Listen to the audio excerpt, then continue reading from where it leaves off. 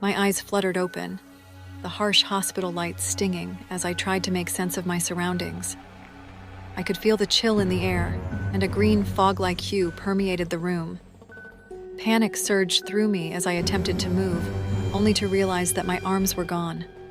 The pain hit me like a freight train, and I shrieked, collapsing back onto the bed. As I struggled to comprehend my situation, a nurse entered the room. When she turned to face me, I asked her how long I had been in the hospital.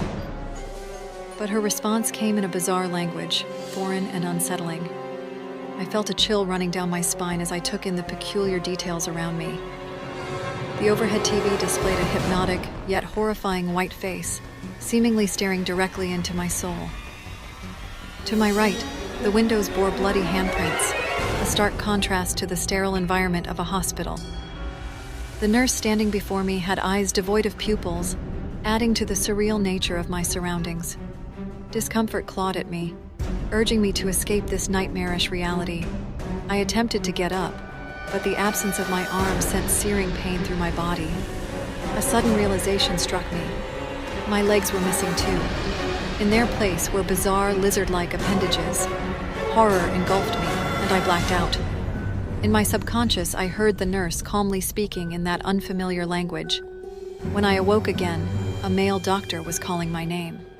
He assured me that everything would be okay, explaining the car accident and the necessity to replace my limbs. I lunged from the bed, only to be restrained by two nurses who injected me with a syringe.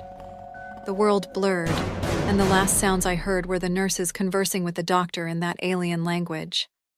Once more, consciousness returned, and I found myself facing the doctor, now transformed into a reptilian creature. How do you feel? He asked in English. I responded instinctively in the unfamiliar language, realizing I comprehended it perfectly. The doctor reassured me, saying, You're almost done. Soon you'll be set free. Suddenly, a grotesque scream echoed in the hall, and blood splattered across the entrance. The room's lights shifted to a dark red fog-like color. Another reptilian creature entered, carrying a severed head. The doctor produced a glistening blade and calmly informed me in English. Your head is the last part. Don't worry, this will be quick and easy. Overwhelmed with horror and shock, I passed out again. When I awoke once more, I found myself on a flying spaceship, now a full reptilian. On a flat bed lay another body, severed arms and all. It was me. As my consciousness wavered in the haze of the spaceship, the puzzle pieces of my nightmarish ordeal began to align. The hospital, the reptilian creatures, and my grotesque transformation formed a sinister tapestry of horror. The car accident was a mere facade, a catalyst for a series of macabre experiments conducted by these otherworldly beings. The hospital was not what it seemed.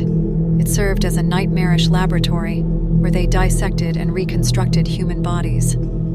The green fog in the room wasn't just a hallucination. It was an alien atmosphere facilitating their gruesome procedures. The nurse's bizarre language and the hypnotic white face on the TV were tools to disorient and manipulate my perceptions. The bloody handprints on the windows hinted at the dark experiments happening within. My missing limbs were no accident. They were intentional dissections, replaced with lizard-like appendages. The nurses, devoid of empathy, were part of this sinister scheme, their alien tongues sealing my fate as they conversed with the doctor, the true orchestrator of this nightmare. The reptilian doctor's reassurance about being set free held a misguided truth. Their definition of liberation involved transforming humans into one of their own, a full reptilian. I had become a mere vessel, a host for their experimentations.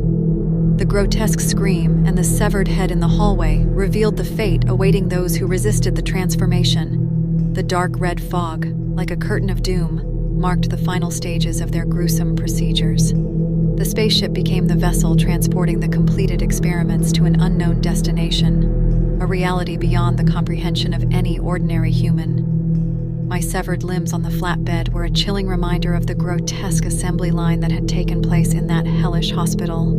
The spaceship, now hurtling through the cosmos, carried not just me, but the remnants of countless others who had fallen victim to these extraterrestrial horrors. As I lay there, a full reptilian, my memories as Emily felt like distant echoes. I had become an unwitting participant in an intergalactic nightmare, a twisted experiment orchestrated by beings whose motives transcended the limits of human understanding. My transformation into one of them was not an escape.